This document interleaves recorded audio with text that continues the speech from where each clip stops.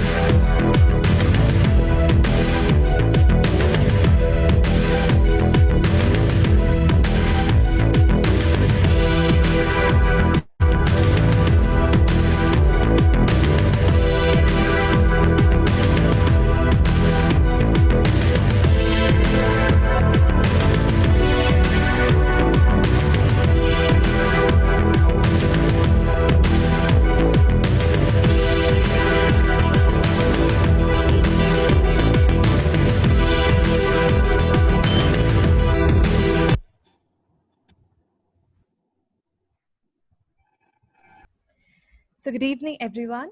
I, Reni Rosario, the Vice Chairperson of IPSF, feel delighted in welcoming you all for today's session by the most eminent leader and legend of our pharma world, Dr. B. Suresh, on the topic which is merely the need of the hour.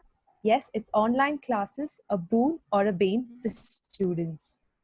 First of all, I would want to thank each one of you for your anonymous responses and constant support for our IPSF team throughout. Let me also thank our patrons, Indian Pharmaceutical Association and PharmaCAD, along with our mentors, Dr. T.V. Narayana, President IPA, Dr. S. Vidyadhara, Chairperson IPA Education Division, and Dr. V.S.V. Rao, the immediate past President IPA, for guiding us and supporting us throughout. Introducing the speaker of the session is indeed our duty and honor. I will now request Ms. Pregna Ella, our chairperson, to introduce our speaker. Over to you, ma'am. Thank you, Reni. Thank you so much. It's my privilege and honor to introduce our today's eminent speaker, who is a living legend of pharmacy profession, currently Pro-Chancellor JSS Aher and Dynamic President, Pharmacy Council of India, New Delhi, Dr. B. Suresh. He has been unique to get elected 4 times to the leadership position in 2003, 2008, 2013, and 18 as the President of Pharmacy Council of India. Dr. B. Suresh is known for his strong leadership abilities and oration skills that has led him to represent both at national and international levels at various capacities. There are many, to name few, he is the delegate member of the United States Pharmacopoeia Convention and also the member of Council of Convention of the USP. He is also the member of ACPE, International Services Commission, USA. He had pioneered the cause of promoting pharmacy practice concept in India and has the unique honor in pharmacy practice and pharmacy programs in India and continues to strive to uplift the facet of pharmacy profession. He has actively involved himself with the education initiatives of FIP and been an active member of FIP Pharmacy Education Task Force. In recognition to his invaluable services in the field of pharmaceutical education, he is recipient of several national and international awards. He is also the past president of AASP and chairman of the education section of FAPA and also the executive member of Commonwealth Pharmaceutical Association. In recognition of his invaluable services in field of pharmacy education, there are so many awards to his credit and whatnot. There are Pharma Student Award 2004, there's an international award, and honoris causa conferred by Tamil Nadu Dr. MGR Medical University and Rani Durgavati Vishwavidyalaya, Jabalpur, Madhya Pradesh in 2012. He is also the recipient of prestigious Eminent Pharmacist Award of the IPA and the ML Croft Award from IHPA and KC Chatterjee Award from IPZA. He continues to provide his leadership role in his multifaceted career by serving on several national and international statutory committees. And some of them are DTAB, NBA, CPCSEA, and many more. Dr. B. Surya, Commonwealth Pharmacy Association, in recognition to his service of pharmacy in the Commonwealth by the CPA in 2017. He is fondly liked by all his colleagues for his humane speech and approach and for his excellent team leadership. On this occasion, I'm happy to share this news that IPASF had formed in 2008 when Dr. Suresh Sir was the president of IPA. And now the forum had completed 10 years, having a decade of expertise under the guidance and mentorship. Narayana Sir, the man behind all of our successful initiatives, Dr. Rao Vadlamudi Sir, and Dr. S. Vidyadhara Sir. I'm really happy to be a part of this and to have a great guidance like all of you. With this brief introduction, I would like to ask Rennie to continue the session. Thank you, ma'am. That was really great. So before beginning today's session, I would like to let all the participants know that we will be running a live question and answer session at the end of the talk, for which the Q&A feature is enabled. If you have any questions, just pop them in there. And for those watching it on a live stream, kindly do drop your questions in the comment section. I also request all the participants to have your questions more specific and relevant to the topic of the day. Online classes, a boon or a bane to students. With no further delay, let us hear from our legends. Over to you, sir.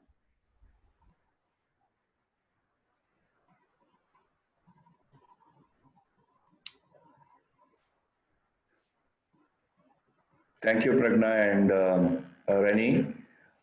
Thank you for all the nice words you both spoke.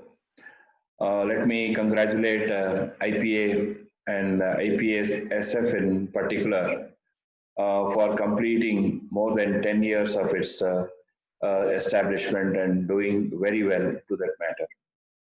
I still fondly remember when the discussion was going on in Indian Pharmaceutical Association with all senior members being there, whether it would be the right decision to bring students forum into the IPA or not, because everyone was worried that how students would be responsible and how students would react.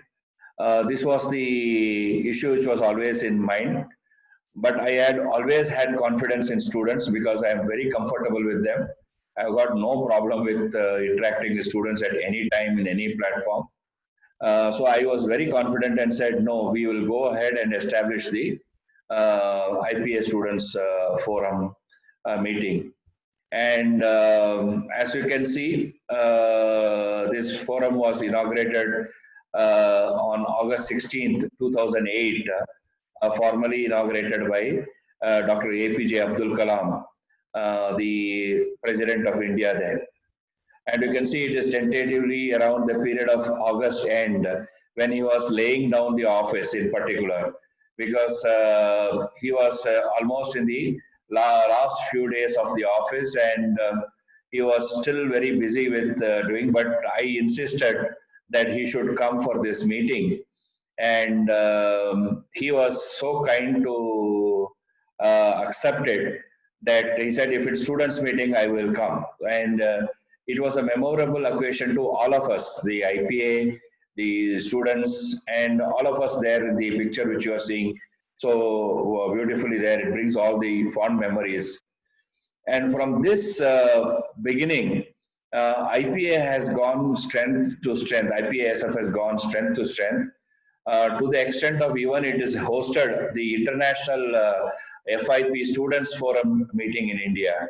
I mean, it's not an easy joke for a students platform to organize a national event, leave it, but to bring an international event, it has led to a very wonderful growth which IPASF has gone. In fact, the president who is there seen in the picture, he had approached me that whether his parents were little hesitant to allow him to take the responsibility of the presidentship because it may distract from his studies, and he was doing very well with good marks, and what he should do, whether he should or not take up the responsibility as the president. That was his question he was asking me. I told that, you know, if a person is good, he will continue to be good in everywhere. He will not be good in studies but bad in this, or if he will be bad in studies, he will be good here. A person shows his traits throughout, don't worry about it. You will find time to do both, and he took. And as you all know, again, he has now become a very good entrepreneur. He went abroad, he got his education, all these things. Like similarly, many of these leaders you can see here, students you see here, they all have become leaders in their own right. So that is what IPASF's objective was, to create the leaders of tomorrow. I mean, unless we do not make this possible for the students to have the feel that I can be a leader tomorrow, I can lead from the front, I can do something, I can be very confident. These are all the qualities which I feel are very, very important in the students' career formation period. And this is what IPASF is doing. I am once again congratulating all the leadership at IPASF and IPA for bringing these strengths in the students at this early stages. I think this is very, very important. And I would request all the students who are online to actively engage themselves in the IPASF Students Forum or any other students forum you feel you are associated with, because it is not about doing some professional activity or trying to get some project on board or getting something. These are all part of it. Ultimately, it ends up in making you a good leader. And that is what you will find slowly how the students have transitioned from here to their respective positions. You can maybe track down and see whoever has been there in the leadership of IPASF, you will find them successfully positioned in one position or other across the world. I'm not talking only of India, it is across the world. You can just track, you can go to the website, check the names who were the leaders in different years and how did these leaders have performed so far. You will find what I said is the right. So this is again a point which I am trying to communicate to the students, is that the journey of building your career starts from the day one you enter the higher education you enter. And in this journey, you will find a lot of challenges coming to you.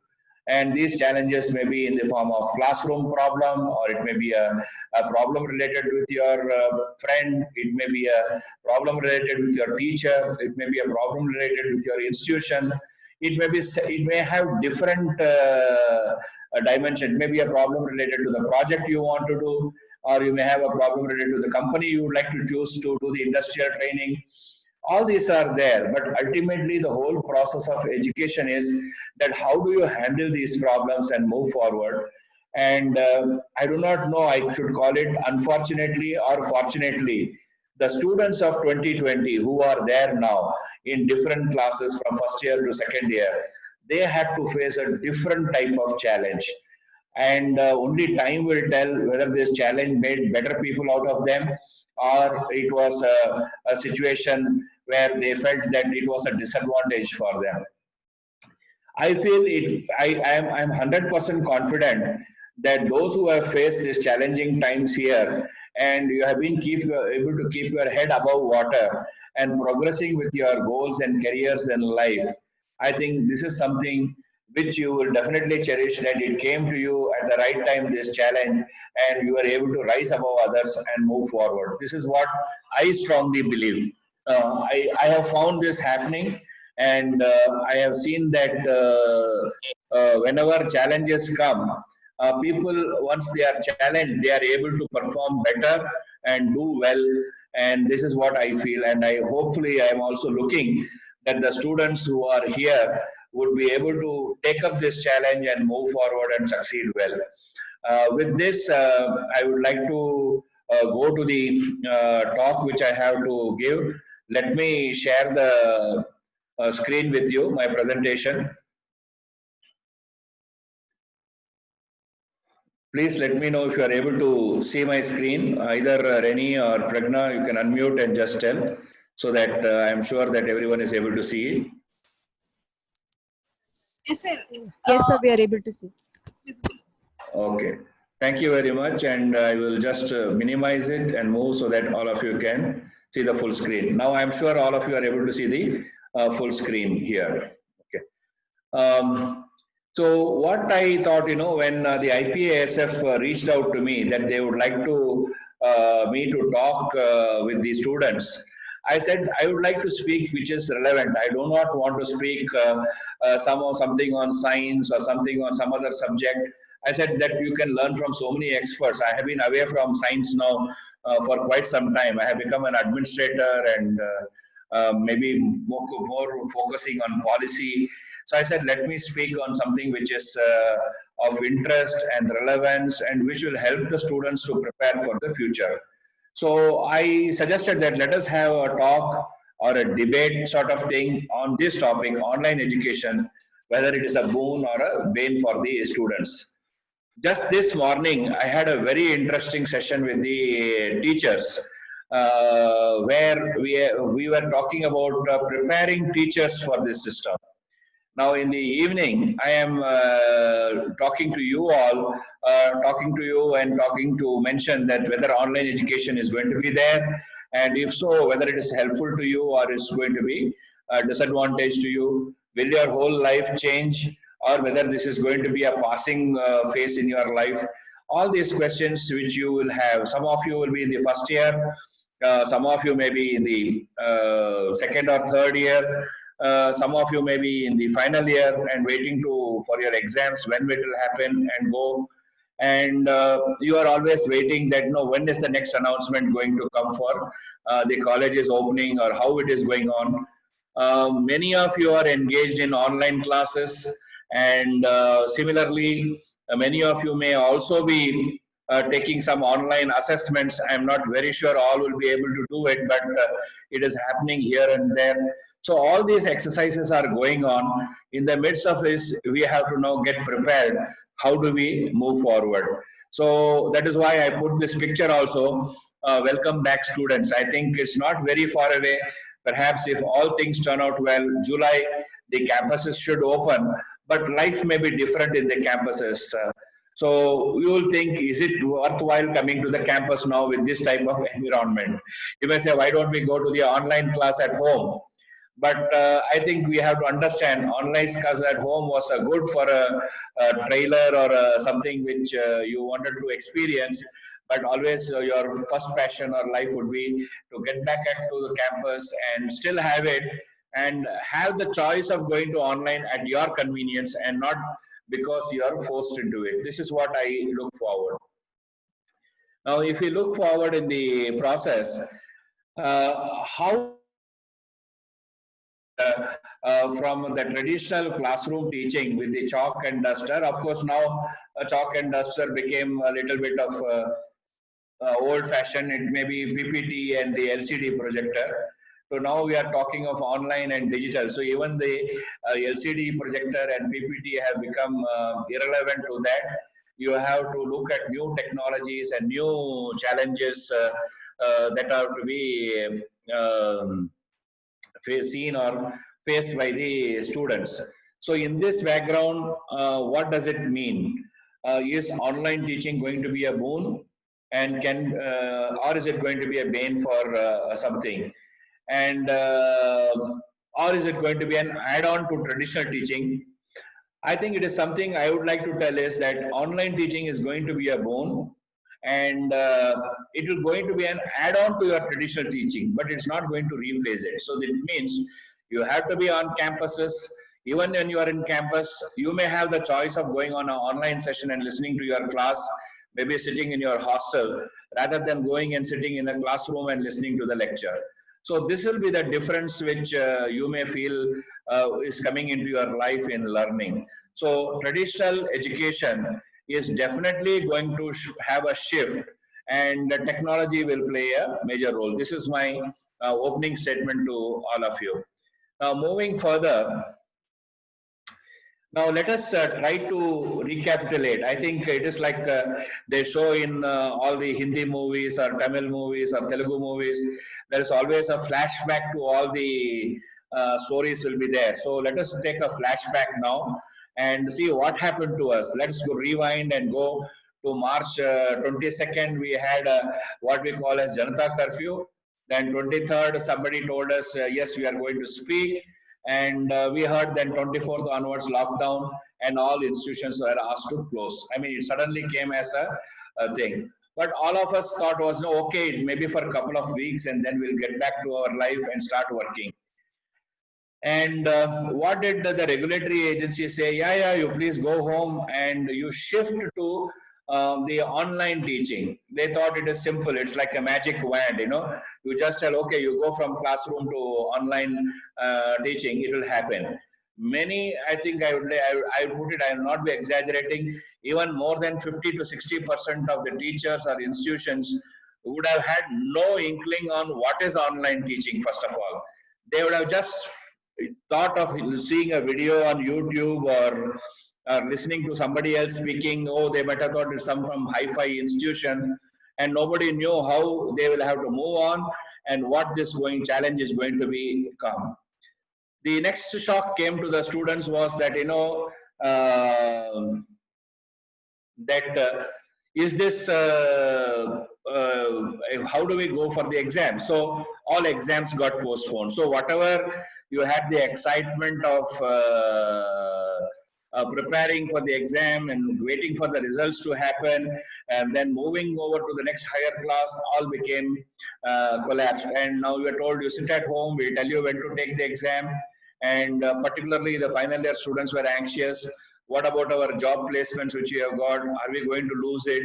How the things are going to change? These are all the questions in your mind when you got this news. Then teachers were told you teach from home. Now, how do you teach from home? Nobody had experience from teaching from home. The question was teaching from college itself was a challenge. Now, teaching from home is a new experience by itself.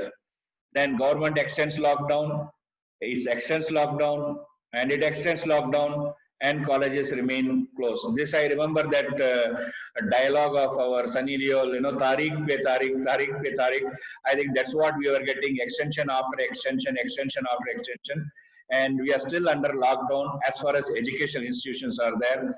And maybe in July some relief will come. So that is what we are hoping. Let us see how the country moves forward, and we can see moving forward.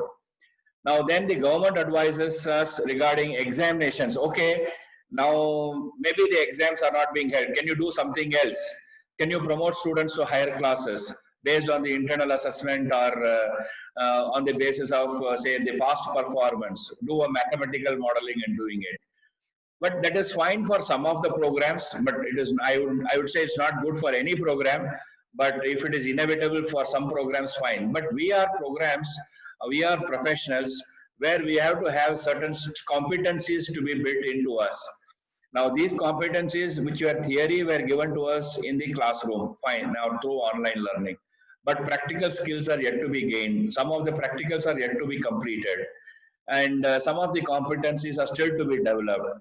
Now, in this absence, just to get a degree certificate, one does not spend 4 years of study of life to get a degree certificate and walk out without appearing and being tested for it.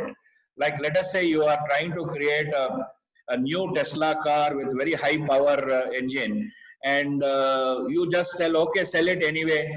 It is the model is shape and color is same. You send everyone, send all the cars out, but who will test and say that this particular new model of Tesla car is better than the previous cars? So somebody has to tell that. I think that's what is the whole excitement of examination, is telling that your hard work, your effort which you have put in, the marks you have scored, this all is a reward of the work which you have done. Because if you go without these marks outside, tomorrow forget about anyone. 10 years down the line, your son or daughter will tell you, I know how you passed. The government gave you a pass because there was COVID, so you got a pass and you came out there. Otherwise, I know what is your capacity.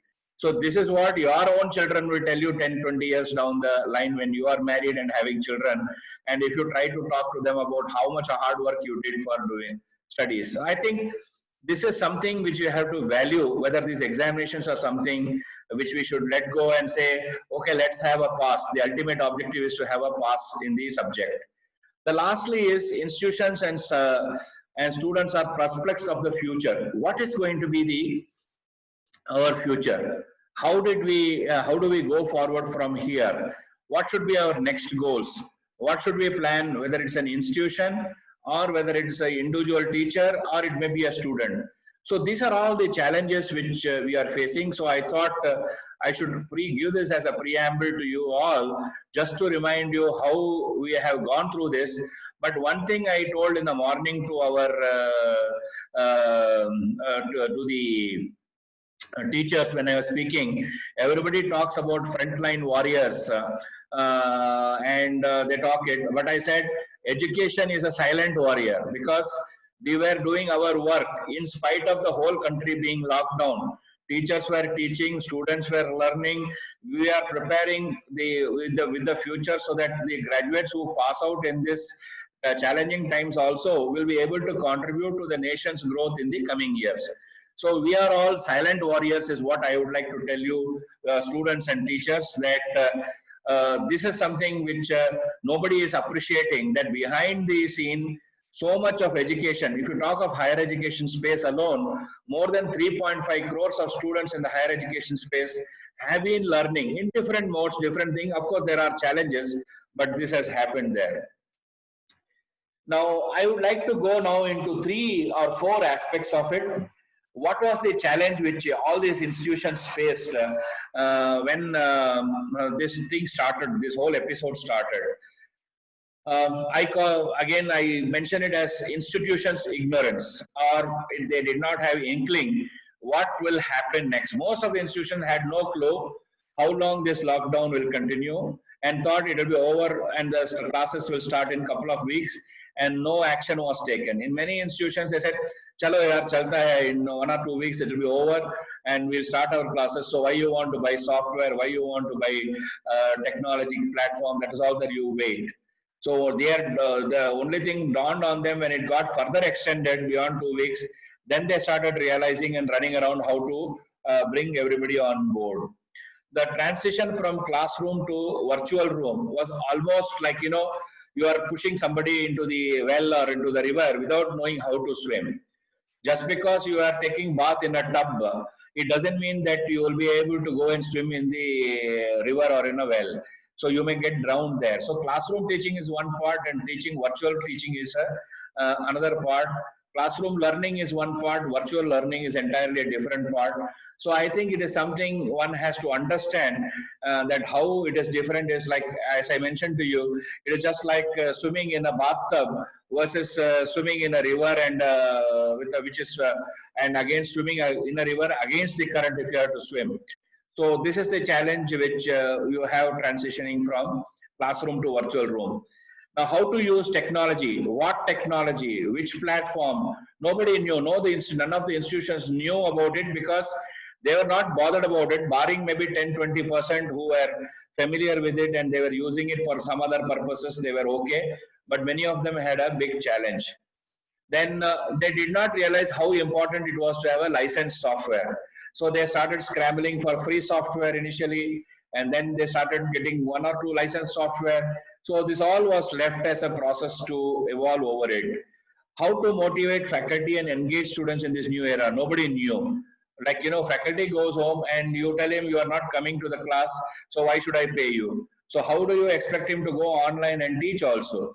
So these are all the challenges which came in, and they did not know how to do it, and this again created a new problem. Then how to manage the available resources and continue the educational activities and give students the academic continuity.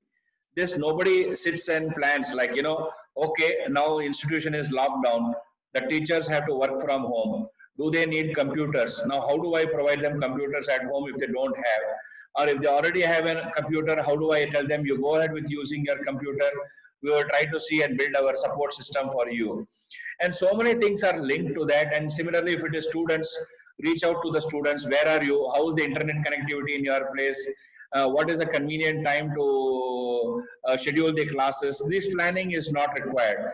Then how to plan for the coming academic year? I am doubtful whether many institutions are already planning it or not. They will all wait. Let us see what happens. UGC has given a calendar, government will give a calendar, we'll start the class according to the calendar.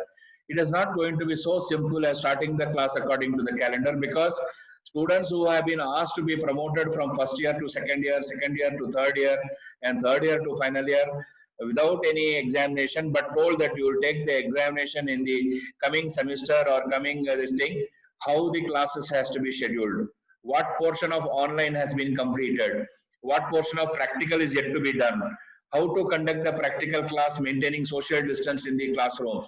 So all these things are something which is required for planning.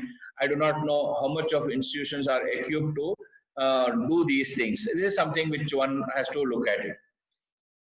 Now, if you look at teachers' troubles, now teachers were also taken into surprise as to how to conduct online classes, because they were used to searching on internet, they were used to preparing PowerPoint, they may be used to even talking to on some few of them talking in some conferences, and presenting skills will be there. But many of the teachers were not presented formally in any of the, and particularly the younger teachers, they have a big challenge. How do you conduct an online class? It is difficult to control your students in a live classroom itself, and online class you are all on your own. So it's very difficult for teachers to engage the attention of the students and try to still deliver the education that is required. They had experiences in PPT and LCD projectors, but online class meant much more. They had no access to any teaching or learning resource. You are at home, all your things are lying in the college, including your maybe perhaps the old notes, so which you cannot access. You have to start working with that. So if you want to start working, what are the online journals, what are the online books you can access? Almost nothing. So everybody had to rely only on the free sources that are available on the internet and start teaching to the students. They had to themselves try to identify a Zoom or a GoToMeeting platform, the trial version, and start teaching to the students. All these things were happening from the teacher's point of view.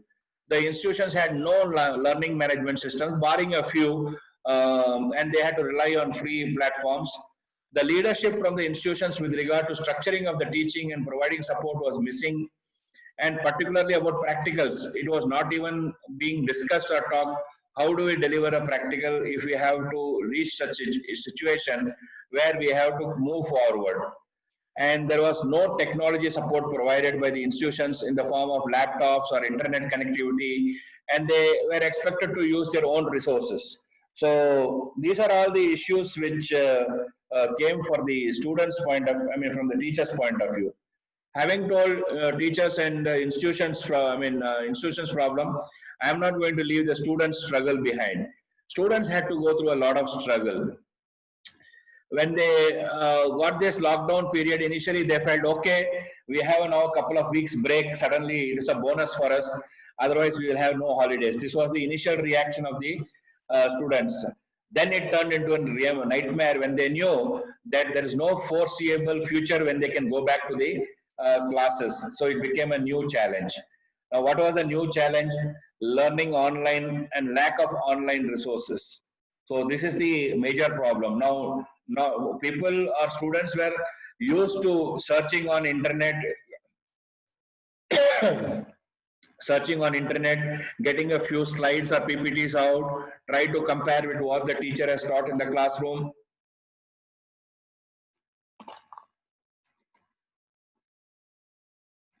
Try to compare with what the teacher has taught in the classroom, and then try to read something and make something, some notes, and move forward. But suddenly to look at all the online learning resources like books, journals, everything, they had no inkling how to move forward. Then in some regions, there is always the internet connectivity and even use of data, how to use it. The student had to rely on their parents again to provide them money to increase their data so that they can get on to the online classes and learn. Then taking online assessments. How do we take the online assessments? So it is a new experience for students. So you have to train and retrain to achieve that thing. And about final examinations, not much information was coming forth from the institutions. There was no major two-way communication happening between institutions and the students. In fact, in some of the cases, I had to personally intervene at the institution level and haul them up for not being able to reach out to the students and sort out their concerns if it is there. And then only the action initiated. So this is the students which have undergone so many struggles in the past. And particularly the final year students and the PG students, they are worried now how the jobs will be in the market. If the industries all have slowed down to say about say 30% or 40% or 50% capacity now, by the time they reach back to the full peak, it may be 3 to 6 months. So are they going to recruit new jobs? So what type of things you have to put effort? So it's something which you as students will have to look. Then completing industrial training, project work, internship, and to graduate on time is another challenge. These all are the challenges of the students who have gone through the struggle. So we can see here the different levels of struggle, ignorance, and troubles which the system had to go through because we were not prepared for such a challenge will come on our way. Now, let us say who will be the survivors of this academic pandemic. I call this as the academic pandemic because we landed up in a lot of troubles because of these issues. And like the survivors will be the institutes that had already online learning technologies and resources. So they will somehow mobilize, move forward, and go. Would have gone ahead and done some of the activities. Teachers who had some international and national exposure to use of technology in teaching and learning resources, they pushed forward. Urban students who were exposed at least partially to technology out of their personal interest will be able to move forward. The providers of online technology platforms and e-resource providers who have made some free trials to you, they will come back to you asking for getting license and then run the show once you open up. Then providers of online skill sets to students to get them job ready. They will say your job profile is now over, so this is changing. So you need additional skill sets. So you have to do it. These are all the people who may survive this academic pandemic and come out. But does it mean that others should be left behind? I feel no. Everybody should be taken on board and we should take that forward. And that's what I did this morning, talking to all the teachers that how do we strengthen our whole education system and incorporate technology to the extent that the students and the institutions are able to move forward in the right direction. So we have to get moving forward. Now, if you look at these points which I raised, what is the lessons that we have learned? One thing which I request all the students to remember and do it, like I said in the beginning opening statement, challenges will come your way. It may be in the different ways I mentioned. So disruptions are inevitable. So you cannot be worried about, there will be no disruption in my life or career or whatever you are talking about.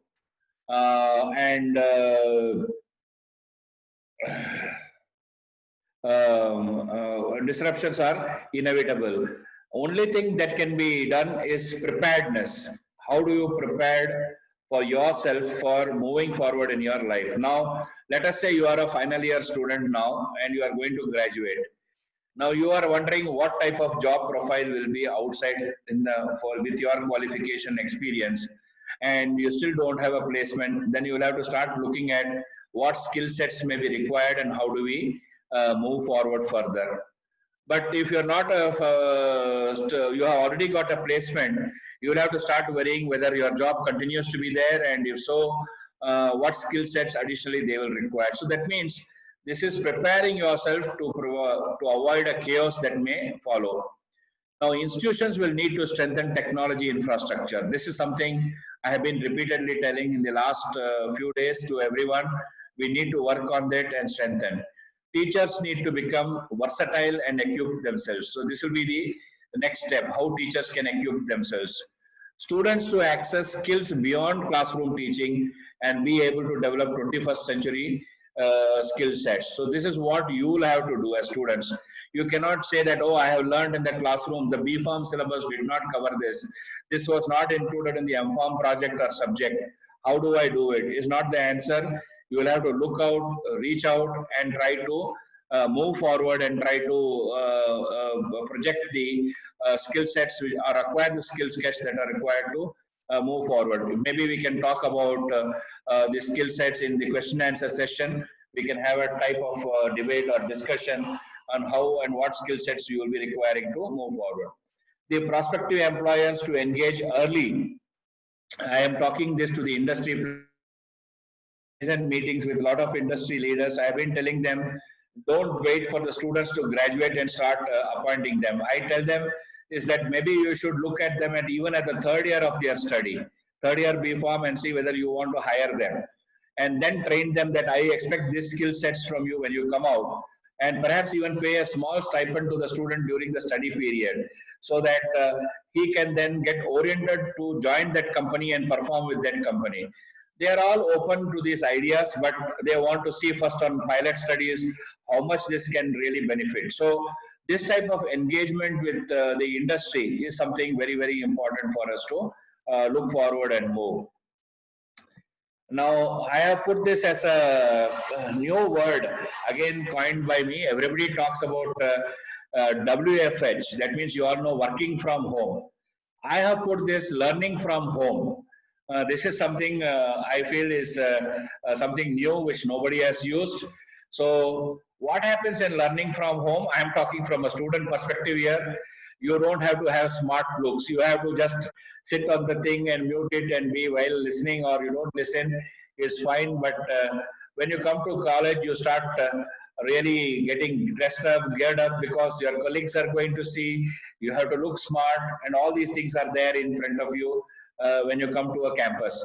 So learning from home, you are going to look all those things, and you may become very, very person who is not very conscious about how you look and appear. So all these things, interest in the individual person to be looking smart will be lost. Perhaps the great loss would be to all the branded companies and all these cosmetic companies. They will lose a lot of resources. The second thing is the disadvantage from learning from home is the parental oversight. Your father, mother, sister, brother, somebody will be peeping down your shoulder and trying to see what are you learning. So this is a thing. Then third thing is your personal space is lost. See, when you go to a campus, it's your life. Those hours are yours. You are going to the campus, you are living there, you are moving around there. That was now that personal time, personal space is lost. You are at home, locked down at home, and it is there. And last is we are fear of missing out, which we call as FOMO, as so easily that we all are missing the action which is happening around because we all are in our own thing. So learning from home may not be so exciting like working from home. So I think we guys, students, you should look at how do we get back to the campuses, but at the same time, we should use the technology to our advantage. I think that should be our objective. That's why I came back to the first slide where I said technology is not going to be a substitute for a teacher. It will be only for a support for a teacher. Similarly, online education is not going to be a substitute for college education, but it can only be a support to the students learning from the college. So learning from home may not be an exciting choice, particularly if you are still an undergraduate. I can understand learning from home if you want to do a master's degree or you want to have a postgraduate diploma or you want to have a business degree. You have already got a job on hand and okay, you learn from home, distance education, online education is fine there. But here, what is required is a blended education. That means a little bit of virtual, digital, and most of it being in the classroom situation. So now you have to prepare yourself to restart to go to the campus and how you are going to prepare yourself. So I'm not just talking about the problems. I am not just talking about the issues that will be there, and just trying to tell you also how to move forward and what you should expect when you go to the classroom in the coming weeks or months when it happens. So what is expected is somewhere on mid-July, things may start off where first the final year students may start coming on campus and they may be getting ready for the examinations to be done for them. Then maybe somewhere in mid-August, the other students may start coming on campus and admissions may happen sometime in the September, fresh admissions may happen in September. So this is the normal sequence or logic that may happen in an academic campus which we are looking at. So students should expect more practicals in person than lectures. I think what we are trying to balance is that whenever the students come back on campus, we should give more focused teaching on practical experiments, whichever is there, and lectures can be delivered even online. So the idea is to see that how this can be managed in a manner that the crowding of classroom is avoided, but at the same time practical skills can be given at the early. So you will find change in the teaching modules. It will be more of block teaching, online teaching, and classroom experience. All this will be a combination which you should expect. There will be a shift system in some of the institutions where for example, if online technology is not fully available, they may maintain social distancing by telling morning 8 to 1 and then maybe 12 to 2, 12 to 4. So this shift system may also happen. And you may also be forced to do what we call as self-directed learning rather than classroom teaching. Now, online assessments may become a way of life for you, and slowly you have to gear up towards that. There may be an interesting evaluation which may happen. What will happen is a collaborative evaluation. Let us say there is a question given to you, assignment given to you. 4 of you can collaborate or 5 of you may collaborate, and you may give an answer individually, but all of you would have collaborated. It is not cheating. It is like, you know, all of you 4 put applied together. It is like what we call as a group discussion and trying to come out with an answer. So this may be a new way of learning and giving your answers. Then there may be a comprehensive evaluation may emerge. That means, for example, if you are done a practical today, you will be assessed today, your marks given today. There will be no final practical examination for you at the end. So these type of changes can happen in the education.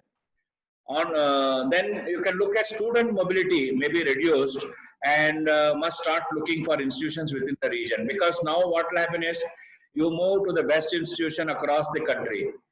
Try to reach out there. Some of the students or parents may hesitate to send you out maybe for your master's degree. So you have to make up your mind and put the plans together how you want to move forward. Cost of education in lieu of technology may increase, while costs relating to transport, living expenses may come down. So there will be costs involved in the education system. How that will going to move is we have to wait and see. It may decrease in the scholarships may happen because the government may freeze many of those scholarships which they were giving earlier. So you have to look at how we can manage if the scholarships get dried up in the coming period. So what type of resources I should avail, what type of early jobs I can acquire. So these thinkings the students will have to start thinking on the forward. Now, don't feel surprised when you go back to your campus, you will find these type of directions that you have to enter through one entry and come out through another entry. There may be a glass barrier between you and your teacher, and the social distancing of 6 feet may end up you not being sitting closely with your friend and talking and chatting with him. You may have to sit at a distance and carry out all these changes of life. I think you should be mentally prepared to move forward. I think you all are familiar with this face and the great teacher he was. It is a picture from Three Idiots. So he is a typical person. You all know who doesn't believe in the modern changes that may happen. And he always believes traditional teaching and traditional way of looking at education is the way which is there. So that's why I just put his face there, telling that if you are looking at regulatory reforms, what is happening to our education? Now, if this is going to happen in the education, what we are talking about, there will be a lot of changes in the regulations which we may bring. The Pharmacy Council may bring, UGC may bring, government may bring. There will be disruptive curricular changes with more skill components. Even at the BPharm level, what we are looking at is that I've been having a debate now with industry. Can the last semester of the student be entirely out of the campus? That means he goes to the industry for 6 months, he works there on a project or industrial training, whatever it is there, and he learns all the skills and perhaps even gets absorbed in the process. So this may be there, and you may be asked to choose electives in the 7th semester, which will be more or less you are specializing towards the particular subject or other. So these type of lot of changes you will find in the education in the curriculum happening. Then I told you that there may be a blended mode of education. Maybe 30% or 25% of your classes will be online classes or pre-recorded videos which will be available to you for learning. Then I mentioned to you about skill components. So what I next mention is the employment and embedded education. Like, can the students be employed even as early as say 3rd year, and you work in summers or whatever it is, and try to go back to the company and try to carry out part of learning, part of your training, and part of working in an organization, whether this is possible. So this is something we'll have to work and move forward. There will be academic flexibility for you. That means you will be able to what you call as choose the subjects. You can add some other interests there. Choice-based credit system will help you to achieve this. So these type of changes will be possible. Maybe you will be able to even move from one organization to another organization to pursue your education or paper. There may be a collaborative education. That means 2 universities may join together and they may say that 2 papers I will offer, 2 papers the other university will offer, and degree I will awarded by this university. All these are possible in the coming years because the online education platform does not expect either the institution to move or the student to move. They can remain where they are, but they will collaborate to provide the education which is there. Then you will be having the opportunity to pursue multiple programs. Let us say if you have finished a graduate and you are doing your master's in pharmaceutics, you want to acquire a PG diploma in say regulatory affairs or pharmacovigilance. You will be having opportunity to do that multiple programs at the same time and do it. Even the UGC is considering can we give a dual degree to a student even at the undergraduate level. That means he can do one degree program and another diploma program simultaneously. So these type of opportunities will come because of this education. If you look at the practicals, the practicals will shift from weekly one practical. Let us say you are talking of organic chemistry.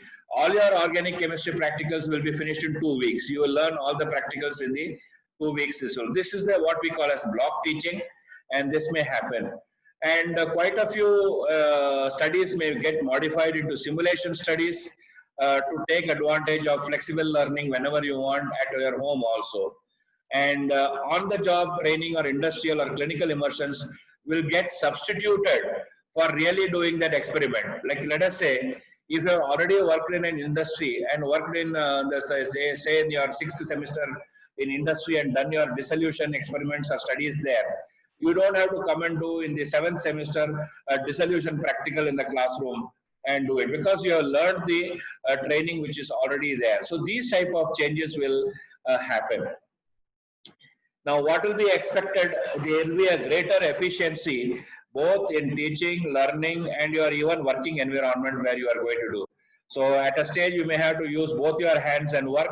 So, that's what I have kept here, and that is what will be expected for you to move forward from your present position to the next level. Like I said, there will be challenges after this pandemic when you graduate or when you go out. But what will take you forward and make you successful and be on the top, like what I mentioned, the lessons learned was how skillful and you are better. You will be able to survive and move forward further. So you have to have innovation built in you. You should try to understand the flexibility of the academic programs that are there and try to use it to your advantage. Include online education into your strategy. All these things will be there as a part of your learning. And online evaluation will become a reality, and there will be what we call as proctored exams and at-home exams. That means proctored exam means you will be going to a center, like some of you who are taking GRE, TOEFL or SAT, you know, you have to go to a particular center and there you take an exam on the computer, or there may be even at-home exams. That means you can use your own computer, but your server will be locked down and somebody will be monitoring you on how you are taking, are you cheating, or you are writing on your own. This will be evaluated by the people. So this is what you are going to see. Now, one of the things what will happen is all the teaching resources will start getting pooled together. This will be another advantage of this whole education program. You will find large-scale inter-college infrastructural collaborations or instructional collaboration. That means A university and a B university may collaborate together and offer the students a program that I will offer 2 papers here, 2 papers from there, and you get a degree which is going to be entirely in an interdisciplinary and a new area. There will be again a lot of new programs coming in. Online education will become a part of your life. Then a staff engagement and development strategy would be happening, and this will be a major activity which will move forward.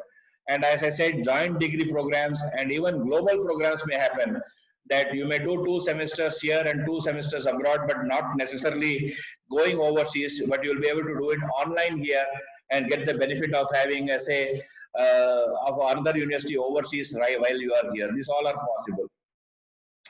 So if you want me to summarize on this online education, what I would like to tell you all is, whether it is a boon or a bane, I feel that it is definitely a boon for the students, because you are going to be at an advantage. Though initially you have faced certain challenges, but what will happen is this will force institutions and teachers to think differently. And you will be the beneficiary of that difference, because earlier we are all tied down with traditional teaching and learning. We felt this is enough for you. It's your problem. You have to find a job. You have to do this. You don't have the skill sets. So this was the approach which we had. But now this bane first, and then I'll come to the boon. So what is that you will lose in the online education? A little bit of a loss of campus life, because you may not necessarily required to be on the campus all the time. So why waste money staying in the hostel or whatever it is? So you will be spending, say, 2 days or 3 days on campus and learning, and 2 days maybe you will be taking even a work and studying somewhere. So this will be possible in the future, particularly at the master's level, it will happen. The other challenge which we face is there is a crowding of academic cyberspace. There is so much information there, nobody is able to now do it. Even if teacher has to look for a resource now, like let us say, if you want to research a COVID, earlier if you would have searched before this COVID pandemic, there would have been hardly there about 100 papers would have come if you had searched in the journals. Now you search on journals about COVID, you get about 25,000 articles and all written, published without even any validation. And these type of things will happen. So it becomes very important. We have to search for the right information and learn. Then other problem is academic preparedness of staff and students. This will change. So this is a disadvantage, but this will change because we were unprepared, so we were doing it. But now we are getting prepared, so I think we can overcome this problem. Next is trauma of informed learning. Trauma of informed learning means basically we are telling you these are all the subjects. This is the curriculum. Now you study and come, I will discuss with you tomorrow. So that means all along you have been in the habit of listening to the teacher and reproducing it. Now your exercise is you have to read it, understand it, and then come back to teacher to learn. So this is initially a trauma, but I think again, it is good for you because it brings the learning ability, thinking ability, creativity. This all will help you to achieve that. So research and innovation may take a back seat. Yes, for some time, but we are very smart. We will be able to move forward and take it. Now, if you look at the boom part of it, why it is very, very good, you will have academic flexibility, which was not at all possible earlier. Now, even as Pharmacy Council or regulatory agency, we may propose, okay, you can do this, because it is possible now to do that exercise online. Earlier, the question was, how do we deliver it? If student wants to do one semester in with another university overseas, how will he go? How will we mark his attendance? How will we do it? How will we supervise the quality of such learning? How can we award a degree and recognize it as equivalent? This is the question we would have asked. Now, because it is online, you are not going out anywhere. And if your university is able to certify that these standards has been fulfilled, I think now we may be having that academic flexibility.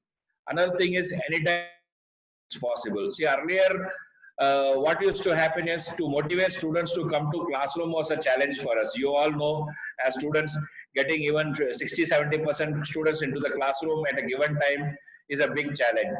But surprisingly, I am finding, I should ask you these questions, how it has changed.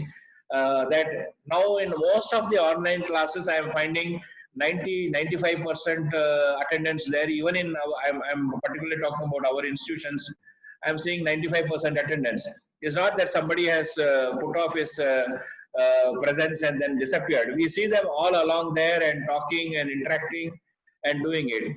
So I do not know what inspired students to get online for and become attending and regular to all the classes. I think it gave them a different experience. So perhaps the experience was that you wanted to have the comfort of your life where you are at home and the same time learn. But I told you the disadvantage of learning from home, which may be exciting for a time, but afterwards we have to move. But still this flexibility is there that, okay, you missed your lecture today. In the evening, you can go back and rewind the lecture and learn. You can pursue additional courses. As I mentioned to you, the regulations will change and we will tell you, you can do more than one course at the same time. You can learn at your own pace, revisit your lectures, and you will have advantage of large diversity of faculty. I was discussing again that with the teachers today, this morning, let us say there will be collaborative teaching. Let us say we are talking about a topic of stability testing. If stability testing, the teacher is teaching, he or she may invite the industry expert of stability testing to join her in the classroom to teach you all on stability testing. So you will have one side the academic training, and other side the industrial person trying to tell you actually what it is. So this type of diverse faculty and new ways of learning is possible.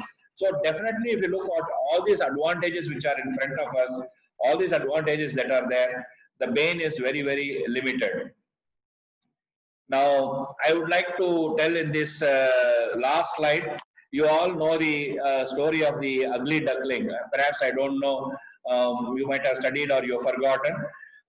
There is the story of this ugly duckling that there was a duck and it had ducklings, but one of the duck eggs or ducklings was not its own.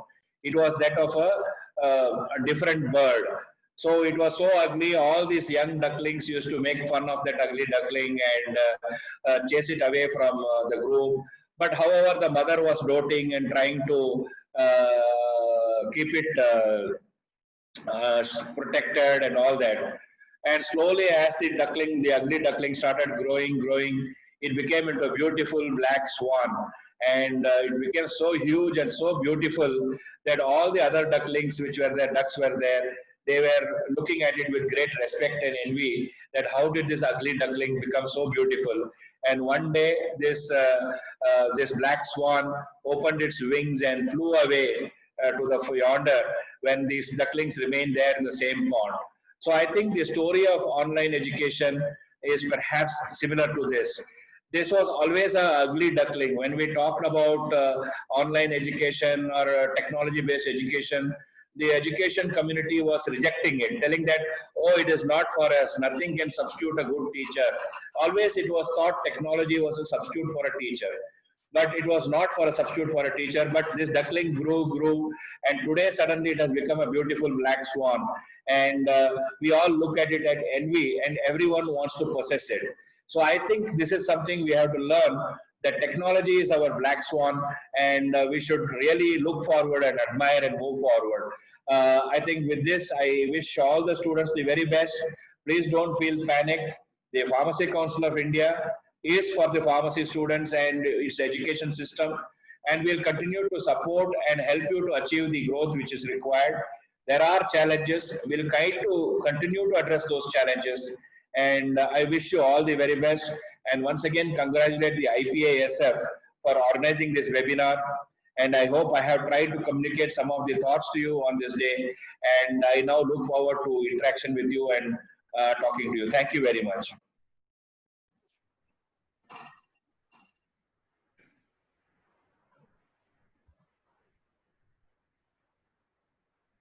Thank you, sir, for this wonderful session. It was really useful to all of us.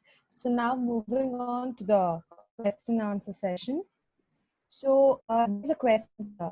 Is any webinar being hosted all day long, will students lose the interest in actual studies? You will have to repeat again, Rennie. I was sort of absorbed trying to gulp down a cup of tea. I was talking for a long time. Yeah. That's okay, sir. So as there are many webinars being hosted these days, like all day long, so they wanted to know if students lose their interest in actual studies, like their classroom learning. See, there is so much information in this webinar, so I think you have to choose what is valuable to you. So it is like, you know, when you Google and search for any topic, you will take only the first 10 topics which come on the first page. At the most, you go to the second page. Nobody goes to the 22 lakh references which were there, read till the end and try to find out, okay, what is there. So it is very important to see what is relevant to you and learn. Every day there is a topic, every day there is a seminar, every day something is happening. I think it is something we have to do. What is our goal? Let us say you are a young student. Let us say your goal is you want to pursue your education, higher education in, say, in drug delivery or whatever it is, in a university in India or overseas. So you should focus what will help you to achieve that, and choose those seminars and attend, because you cannot become master in every subject.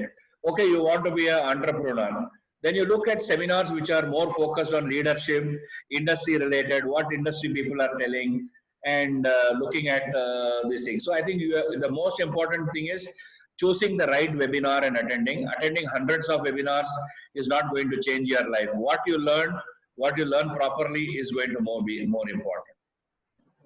And students also wanted to have a clear picture about their exams post these online classes, sir. Yeah, see, what I would like to tell is, as far as the first, second and third year classes are there, they will come back to their classes. What instruction we are given to the universities and colleges is, don't disturb them with the examinations now. You only teach them.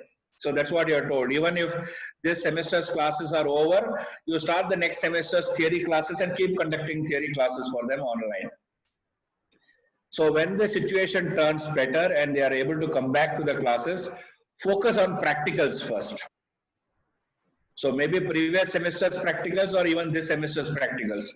Focus on the practicals and complete the practical exercises, and then conduct regular examinations for them. So that is our suggestion to them, that because their academic year is not going to be lost because of this, because we have told them to promote to the next higher end and do it.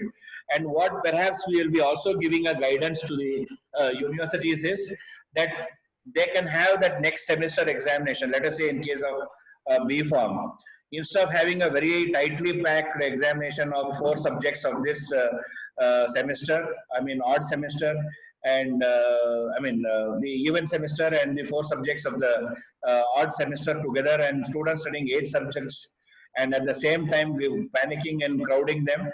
You conduct even one exam every week, it doesn't matter. So you give them one choice, you conduct the exam over 2 months, but conduct it one after every 3rd day or 4th day. Student will not feel stressed. But if you put all 10 examinations and tell you finish in 10 days, I have to go to the next semester, it will be a panic situation. So this guidance we will be giving to the university, how they should address this particular examination system also. It may be, so the students don't have to worry about it. So we will try to see how spacing can be given between one theory and another theory paper. So they will be able to prepare and move forward. So even there may be more papers, they need not panic about it. Coming to the final year, we are telling them, as soon as the students come back to the classes, the first thing would be priority would be final year. Give them 2 weeks time and start their theory examinations and move forward in that direction. We are closely watching the situation. In case the situation does not improve or certain pockets are not doing well, then I would like the universities to first find out whether the students are okay in taking an online examination. Because, just trying to thrust some online examination on a student and then he feels that he was at a disadvantage because of this online examination is not a fair choice. So we will see what is the majority view of the students who would like to do it. If student wants to move on with an online examination and be done with that, I think we should create an opportunity for that and see. And particularly a student who does not wish to risk and he would rather wait and join the next semester exam and do it properly, we can give it and make sure that he is not penalized as a person who has attempted and failed and lose his class or rank. We can continue to provide that type of benefit and relief to them. So all these things we have analyzed and kept. We will come forward in the right dose, but I feel being a professional course, we should not do away with examination because it will affect very badly your career progression. Yes. So, and next question is, how can we incorporate clinical learning, which is a main part of PharmD curriculum? Yeah, we are looking at different options which are there. And we want to see how much of how much of clinical learning can come into B.Pharm also. But the idea is we should not try to dilute the focus which B.Pharm is already having it. So maybe it will come in the form of what we call as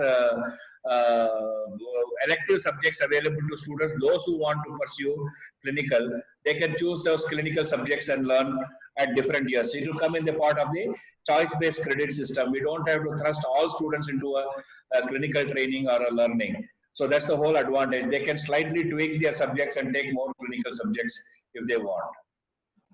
And somebody wants to know any further information you can give for post-baccalaureate students. Post-baccalaureate students, for the internship, I have already given guidance already on the website that they can continue their internship for 3 months in any other hospital in nearby place wherever they are. And if they so desire, they can even do online assessment of their clinical training through problem-based learning and OSCE. So these are all the new technologies which are there. Institutions can do it and try to guide them. And if a B.Pharm student is looking for a post-baccalaureate course to join and pursue a clinical career, I would encourage them, particularly if they have a flair for clinical learning or they would like to pursue overseas ambitions, I think post-baccalaureate is a very good course to undergo here. So, and a student is asked, is online certified courses valid for a job? As many people say that certificates add impression to our resume. See, the industry always looks at skills. Your certificates, degrees, and all these things are additional. So, okay, so validity depends from where you have got that certificate again. Let us say, if you have a certificate from Harvard degree, even it may be for cleaning a table, okay, that certificate is valid because it has come from Harvard. People will respect that way.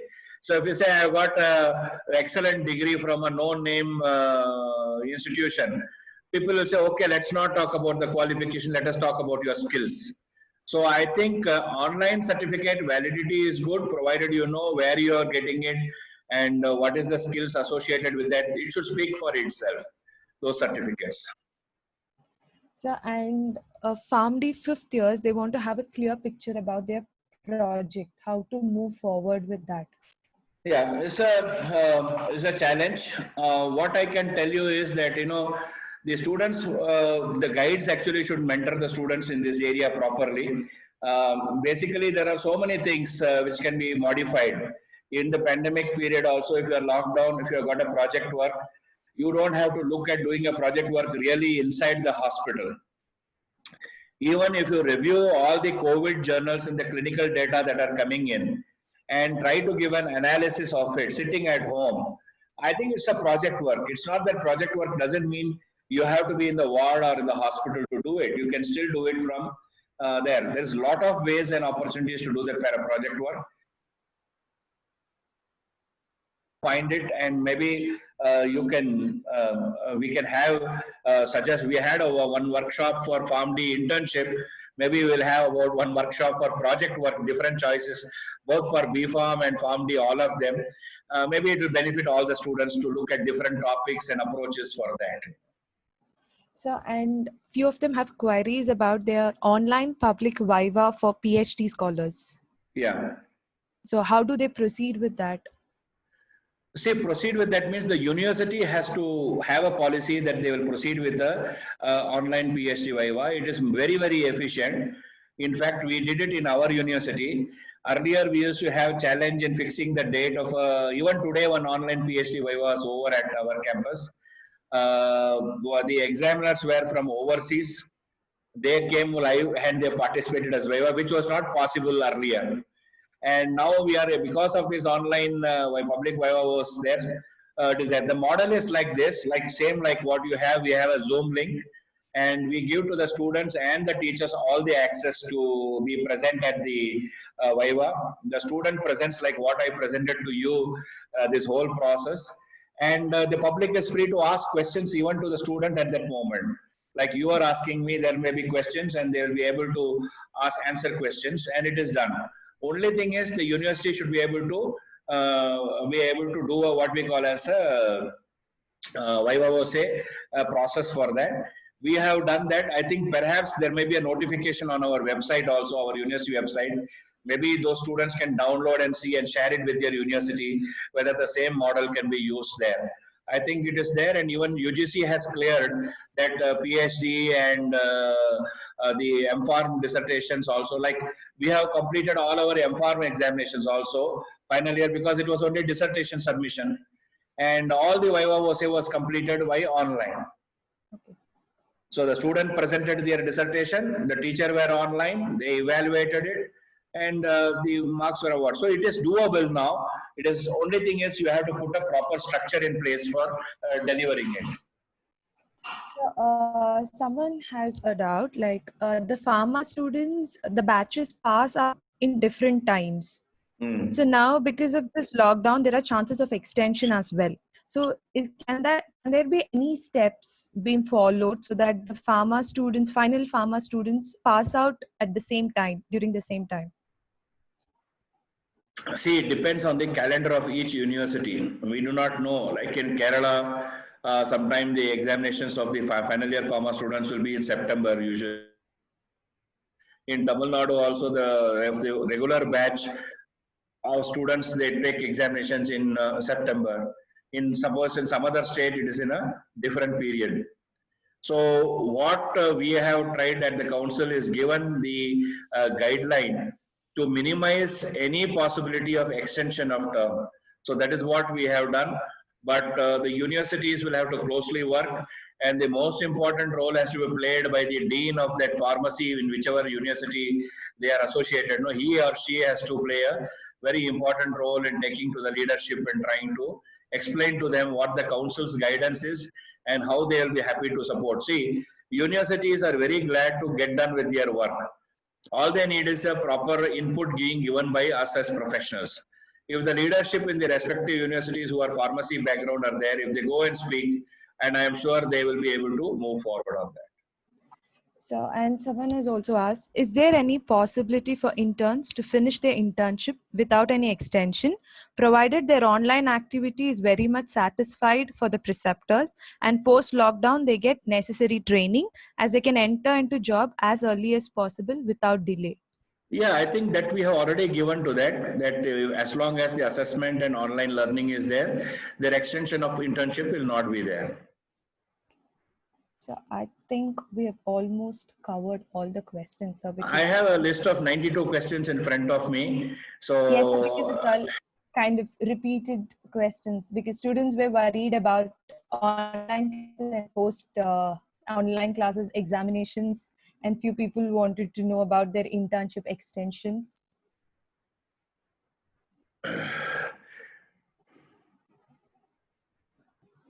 So one of the students has asked how it's even possible to pay attention in online study, because we are not getting the same charm as we feel in the class.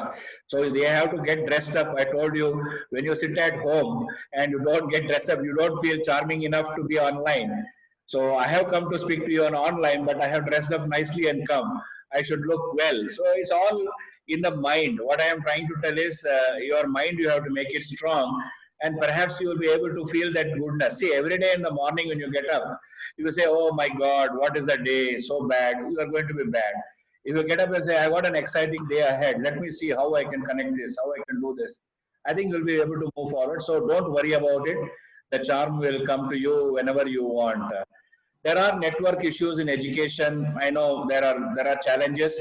So that's where the asynchronous learning will be there. That means after the regular teaching, the same videos will be available even offline to the students, so that they can go and check the website and listen to the lecture and learn again if they have had a break in the session.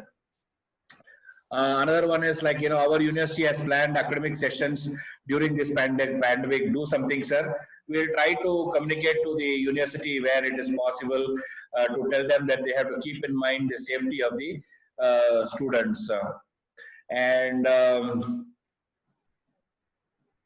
So someone has asked, why cannot MHRD and PCI take initiation of collaborating with pharma companies like what MOOCS and NPTEL is doing for BTechs? I think perhaps your students have not seen the circular. We had posted a circular in our PCI website also. We are already collaborating with MHRD. In fact, we are one of our partners for the drug discovery hackathon that is happening with MHRD there.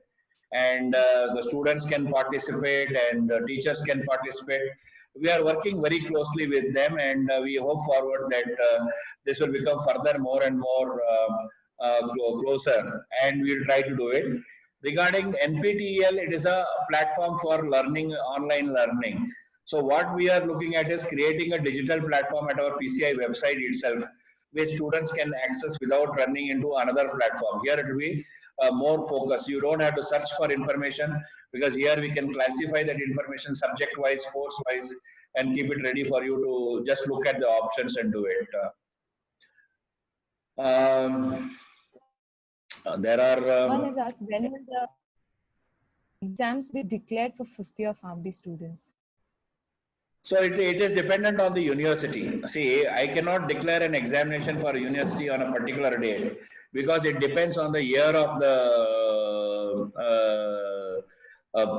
students where it is. One of the students has asked, can I learn about collaborative learning with other institutions? It's a great idea to move forward.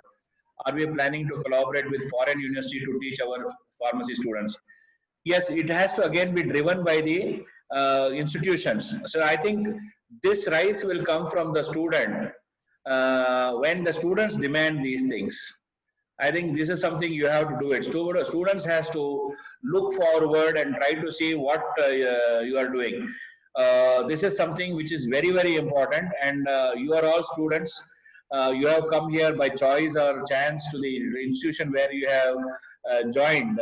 But what important is, now that you are here, if you want to pursue further, you have to really do an analysis of the institution where you want to join, because there may be two types of institutions.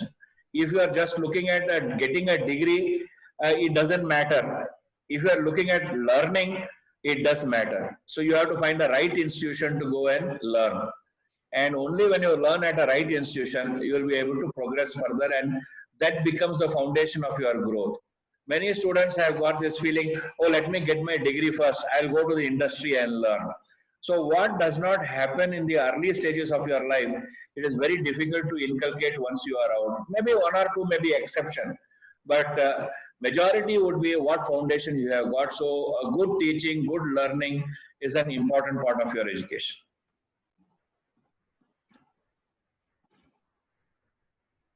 So, and students want to have an idea about competitive examinations as well. Okay, regarding competitive examination, right now you know that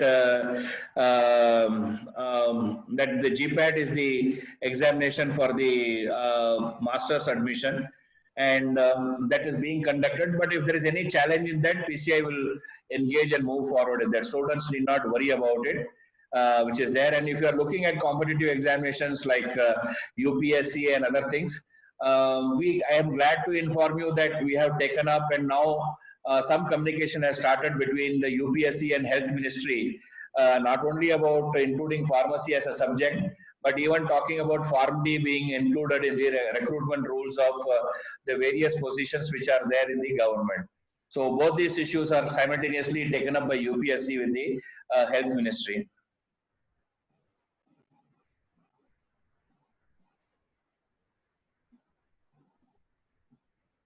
So maybe we'll take one or two questions more, and then I think I'll have to sign off with you all. So I think you have almost addressed all the questions, because people are generally concerned about their final year exams, their project works, their collaborative education, and their clinical learning. So Anything Pragna or Yogendra has to ask? What is the leadership asking, IPASF leadership? So I am going to ask you a question now after this.